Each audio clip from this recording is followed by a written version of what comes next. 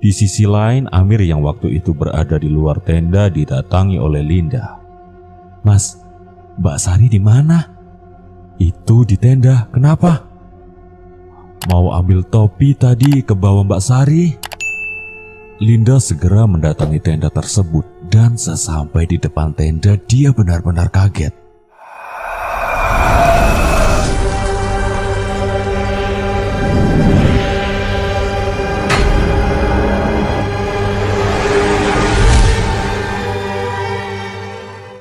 Karena melihat Roni dan Sari sedang berpelukan sambil berciuman. Melihat kedatangan Linda secara tiba-tiba, Roni dan Sari juga kaget. Lalu Linda segera pergi meninggalkan tenda tersebut dengan terburu-buru. Melihat Linda yang tampak seperti itu, Amir bertanya, "Kenapa Linda?" "Gak apa-apa kok mas," ucapnya sambil terus berjalan. Amir mengira mungkin Linda memang sedang buru-buru untuk kembali ke teman-temannya. Tidak lama kemudian Roni keluar dari tenda dan bergabung lagi dengan Amir. "Linda kenapa Ron?" "Kenapa emangnya?" "Tadi habis dari situ kayak orang ketakutan." "Gak tahu aku, buru-buru kali," jawab Roni berharap Linda tidak bilang ke siapa-siapa. Tidak lama kemudian Sari keluar dari tenda dan menanyakan Linda pada Amir. "Mas, Linda tadi kemana?" "Oh, itu kembali ke anak-anak. Oh iya, tadi dicariin katanya mau ambil topi." Sepertinya Linda tidak bilang tentang tadi kepada Amir dan Sari juga berharap semoga Linda tidak bilang juga pada yang lain. Saat pamit pada Amir dan Roni untuk tidur lebih awal, sedangkan di depan tenda Roni lanjut ngopi sama Amir dan berusaha memasang wajah tenang. Sedangkan di dalam tenda Sari berusaha untuk tidur lebih awal sebelum Linda kembali. Tidak lama kemudian Hasan dan teman-temannya kembali. Mereka ikut nimbrung sama Roni dan Amir. Terlihat Linda sangat canggung di depan Roni, mungkin karena kejadian tadi. Karena malam semakin larut, mereka memutuskan untuk tidur agar besok kembali fit. Ketika sedang tidur, tiba-tiba Sari terbangun karena terasa seperti ada yang membangunkan. Setelah membuka mata, sayup-sayup terdengar ada orang yang memanggil-manggil namanya dari depan tenda. Tanpa berpikir siapa itu yang memanggil, dia langsung keluar tenda untuk memenuhi panggilan tersebut. Seperti ada yang mengendalikan dirinya. Sesampai di depan tenda terlihat jelas ada sosok wanita yang memakai kemben khas Jawa dan berselendang kuning. Lengan dan kepalanya dihiasi emas. Dengan sendirinya Sari mendekat ke arah wanita itu dan terlihat wanita itu berparas sangat cantik dan berwibawa. "Dok, panggonan iki suci. Nanging kowe wis wani gawe rusuh. Apa kowe gelem nerima ganjarane?" ucap wanita berselendang kuning. Tanpa ada penolakan Sari mengangguk. Jadi keadaannya Sari ini sebenarnya sadar, tapi dia ini seakan terhipnotis. Apapun yang diperintahkan otomatis Sari menurutinya. Wanita itu meminta Sari untuk menggantung dirinya di hutan yang ditunjuk.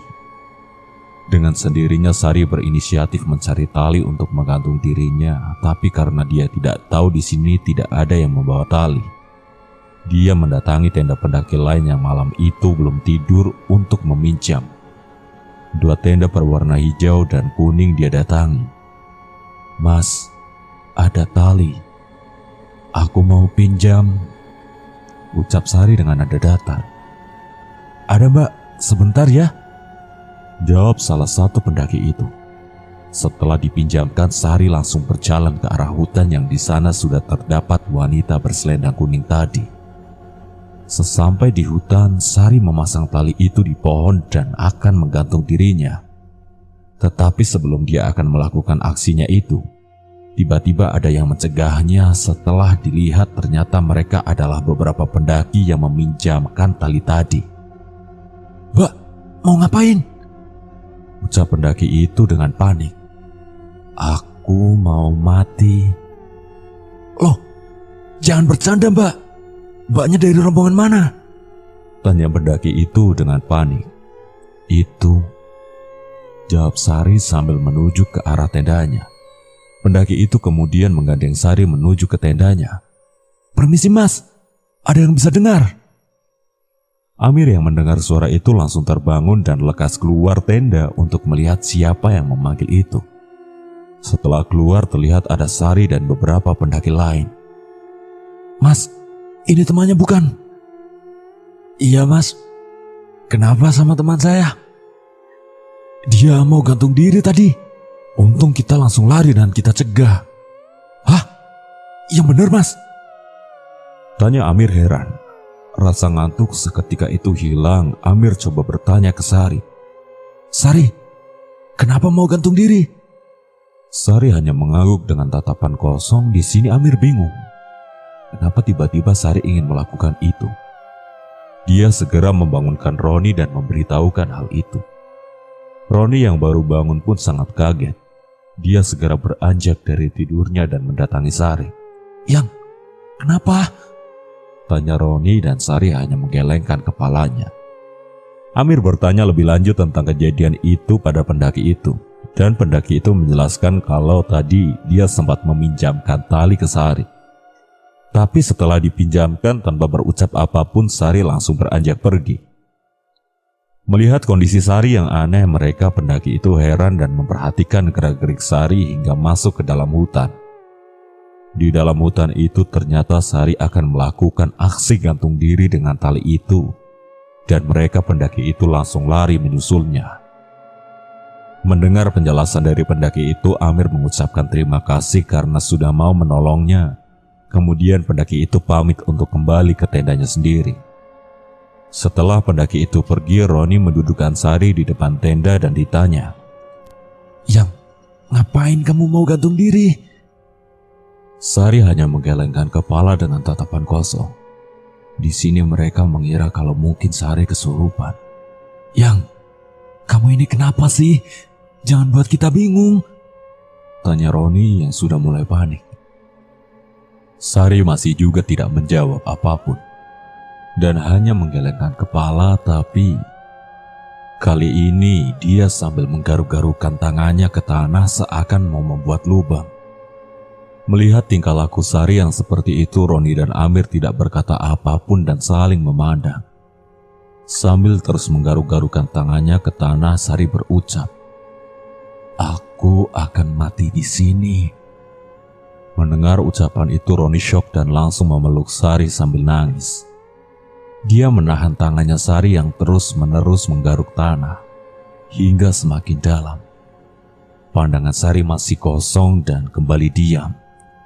Lalu Amir menyarankan Roni agar Sari ditidurkan ke dalam tenda dan mereka berdua berencana tidak tidur untuk menjaga di luar tenda. Amir tidak ingin memberitahu yang lain dulu soal ini karena tidak ingin membuat mereka panik. Setelah ditidurkan di dalam tenda, mereka berdua menyalakan kompor untuk membuat kopi sambil menunggu pagi. Malam itu terlihat waktu sudah menunjukkan pukul 2 dini hari. Sambil minum kopi, Amir bertanya pada Roni apakah mereka berdua ada masalah. Tapi Roni bilang tidak ada masalah sama sekali. Malahan dia sendiri juga bingung kenapa tiba-tiba Sari menjadi seperti itu.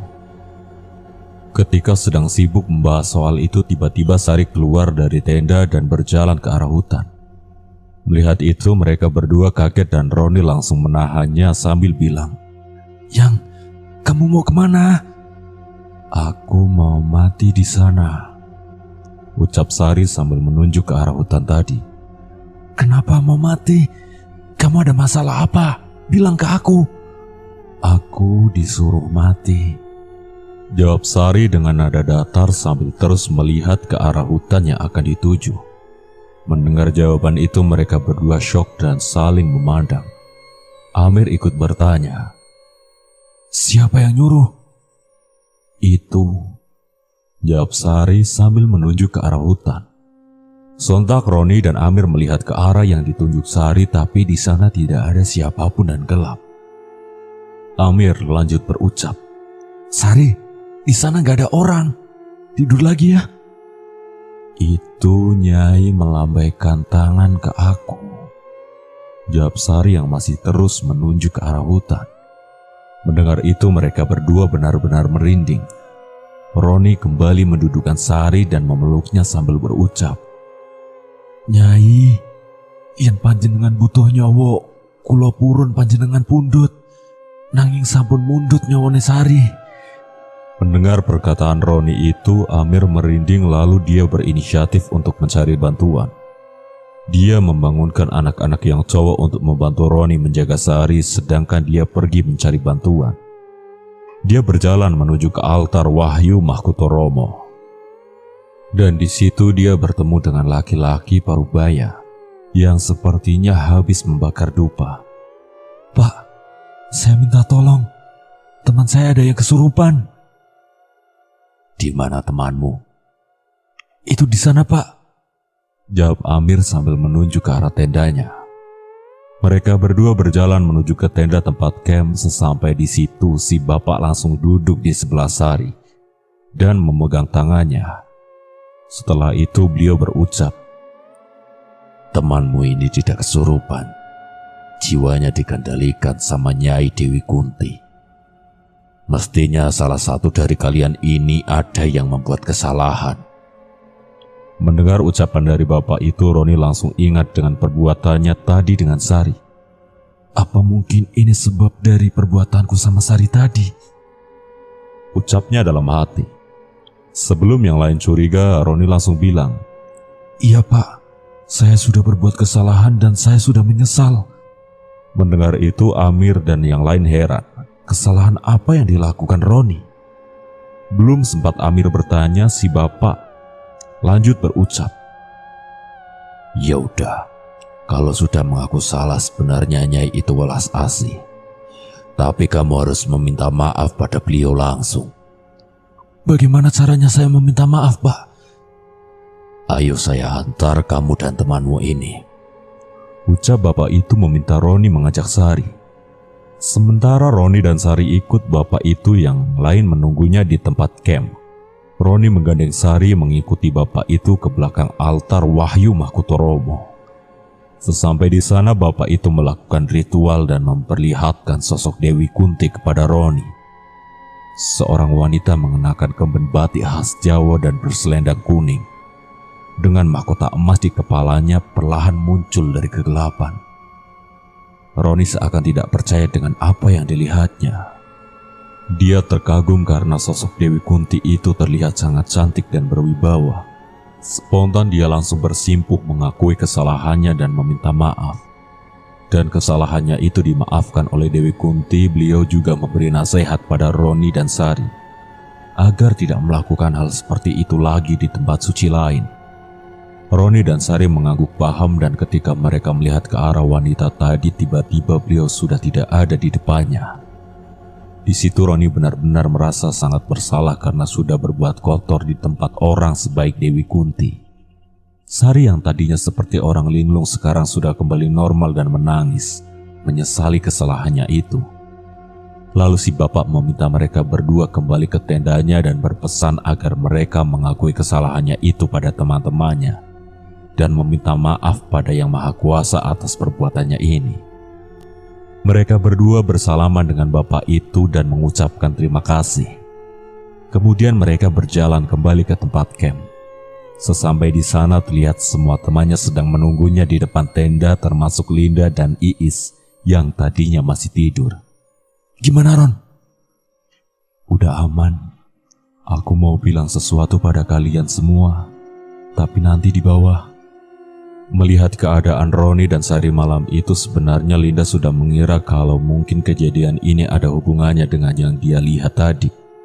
Tapi dia masih berusaha menutupinya. Malam itu mereka melanjutkan tidurnya yang tadi sempat tertunda. Keesokan harinya tanpa sarapan mereka langsung berkemas dan kembali turun. Sepanjang perjalanan turun mereka sudah tidak mendapat gangguan lagi, dan sesampainya arah jalan menuju ke Sendang Dewi Kunti, Sari kembali melihat sebuah kain kuning yang tergelantung di pohon.